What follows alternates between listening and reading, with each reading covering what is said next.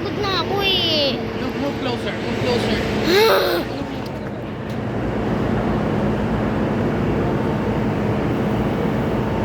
My God, no?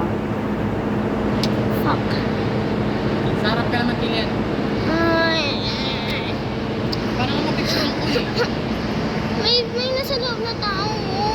Okay lang yan. I hate this day. Sayang yung chance.